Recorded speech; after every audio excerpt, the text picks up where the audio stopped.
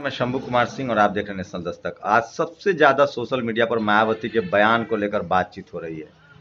किस तरह से उन्होंने गुस्से में कहा कि मैं बीजेपी को समर्थन कर दूंगी अगर सपा को हराना होगा। इस पर सबसे ज्यादा चटखारे जो है वो कांग्रेस पार्टी के नेता ले रहे हैं, सबसे ज्यादा सोशल मीडिया पर लिख रहे हैं। सोचिए, उस कांग्रेस पार्टी के नेता बोल रहे हैं जिनके विधायक बिक जाते हैं।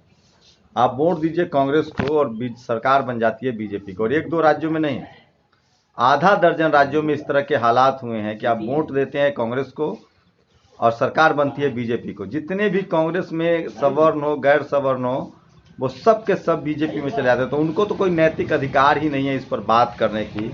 रही बात जो मायावती ने कहा है, सपा को सोचना चाहिए था जिस तरह से उसके, सोचिए कि पहले एक जो बजाज ने जो नामांकन दाखिल किया है वो पहले बीजेपी के कैंडिडेट थे।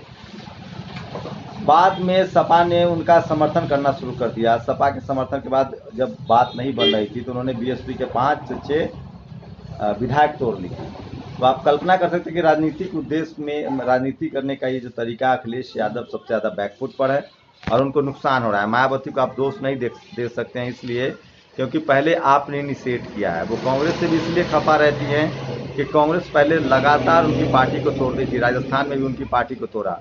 आप ये उम्मीद नहीं कर सकते कि आप जिसकी पार्टी को तोड़ रहे हैं उसकी पार्टी के वो आपकी पार्टी का समर्थन करे। अखिलेश यादव ने पहले गलती की है कि उन्होंने उनको विधायकों को तोड़ा, उसके बाद मायावती अब उस पर खींच निकाल रही है। रही बात पॉलिटिकल अलायंस की, तो मायावती अगर गठबंधन कर भी लेती हैं बीजेपी से तो मुझे नहीं लगता है कि उनके समर्थक कम से कम बीजेपी के साथ जाएंगे, क्योंकि इस देश में बहुजनों को पता है कि बीजेपी से उनका भला नहीं हो सकता। लेकिन अखिलेश यादव हो या तेजस्वी यादव हो या तमाम ओबीसी की जो पॉलिटिकल लीडरशिप है वो कोई दूध की धुली हुई नहीं है। उनका वही, आपने मायावती को किसी कर्मकांड में शामिल होते हुए देखा है? अगर अखिलेश, मायावती, तेजस्वी यादव में से किसी को चुनना पड़ेगा तो मैं श्योर मायावती को चुनूंगा। अगर आंदोलन की बात करते हैं तो, अगर बहुजन आंदोलन की बात करते हैं तो क्या अखिलेश जी ने कितने अंबेडकर, फुले, पेरियार, साहू जी महाराज को लेकर पार्क बनाए?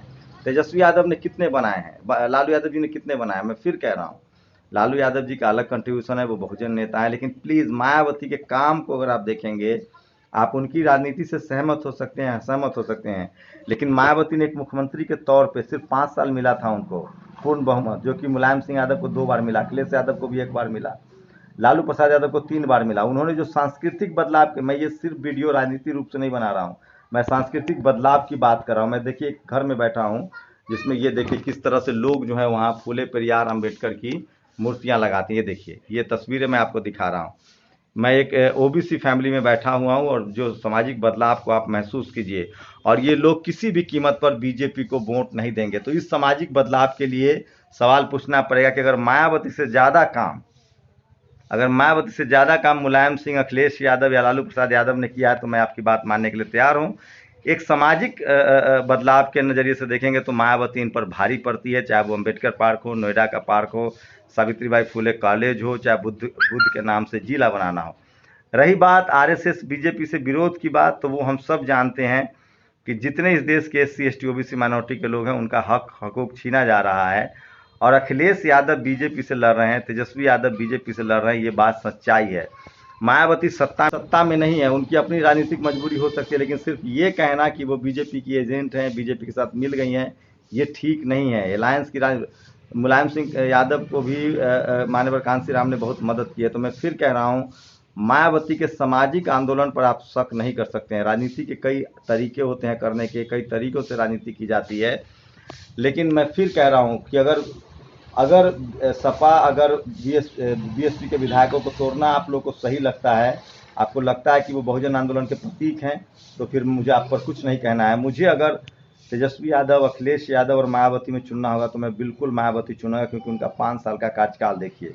मैं फिर कह रहा हूँ, उनके राजनीति करने के तरीके से मैं सहमत नहीं हो सकता हूँ, लेकिन आप ये मत कहिए, कांग्रेस को तो खैर कोई अधिकार नहीं है उन पर बात करने का। करुणानिधि की बात हो, चाहे स्टालिन की बात हो, तो वो राजनीति मुझे रास आती है। लेकिन बिहार में अभी अखिलेश यादव को और तेजस्वी यादव को साबित करना पड़ेगा कि वो बहुजन आंदोलन के पक्ष में है।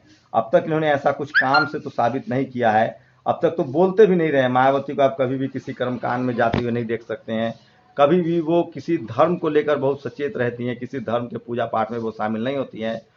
राजनीति करना सब। आप बताइए, बीजेपी के नेता बुद्ध जयंती नहीं मनाते हैं, बीजेपी के नेता दीक्षा भूमि पर नहीं जाते हैं, लेकिन उनका काम क्या है? वो काम सोचिए, त्रिस्तरीय आरक्षण जो है वो अखिलेश यादव के राज में करते। तो मैं पक्ष नहीं ले रहा, मैं फिर कह रहा हूँ, एक बार फिर से हम टूट की तरफ हैं।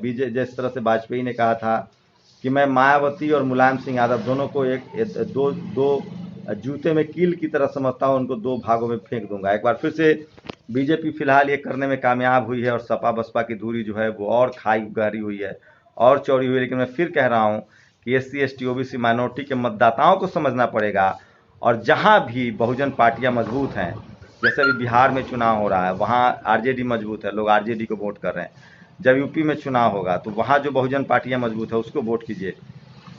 लेकिन मैं कांग्रेस समर्थकों को कहना चाह रहा हूँ, कांग्रेस किसी भी कीमत पर मुंह दिखाने के लायक नहीं है। उसके तो विधायक जो है जीत के और बीजेपी में चले जाते हैं और सरकार बनती है। मध्य प्रदेश में क्यों चुनाव हो रहा है, गोवा में क्यों हो रहा है, कर्नाटक में क्या हो रहा है, दक्षिण पूर्वी भारत के कई राज्यों में क्या हुआ है। 6 राज्यों में कांग्रेस ने बीजेपी की सरकार बनाई, और RSS क्यों जिंदा है? तो अखिलेश यादव ने अब भी इस पर चुप्पी साधे हुए हैं, वो उनका प्लस पॉइंट है। गठबंधन से सपा बसपा अलग हुई थी, बसपा, वो उनका प्लस पॉइंट है। तो अखिलेश यादव चल सकते हैं, तेजस्वी यादव, लालू यादव चल सकते हैं, लेकिन प्लीज कांग्रेस का बैकअप तो मत कीजिए। कांग्रेस के नेता को तो बोलने का हक नहीं है, क्योंकि आपका पूरा इतिहास दागदार है। रही बात मायावती की, तो देखते हैं, उन्होंने कहा है, लेकिन मुझे नहीं लगता है कि वो कोई इस तरह का आत्मघाती फैसला लेंगे, क्योंकि उनको पता है कि उनका जो हार्डकोर समर्थक है वो भी किसी भी कीमत पर बीजेपी के साथ नहीं जाएगा, क्योंकि बीजेपी शासित राज्यों में सबसे ज़्यादा नुकसान जो है वो SC ST OBC और माइनॉरिटी को हो रहा है।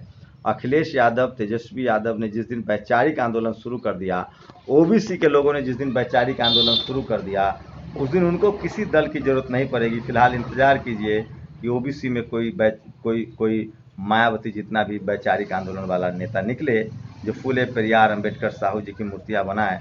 उस दिन मुझसे ज़्यादा कौन खुश होगा, क्योंकि मैं खुद एक OBC हूँ। आप लोग अपनी प्रतिक्रिया दीजिए। शुक्रिया। नेशनल दस्तक की आपसे गुजारिश है कि अगर इसको बचाना चाहते हैं तो नेशनल दस्तक को सब्सक्राइब करने के लिए रेड कलर के सब्सक्राइब बटन को दबाएं, फिर बेल आइकन की घंटी दबाएं। नेशनल दस्तक को बचाने के लिए बहुत जरूरी है कि हर खबर को शेयर करें, लाइक करें, कमेंट जरूर करें।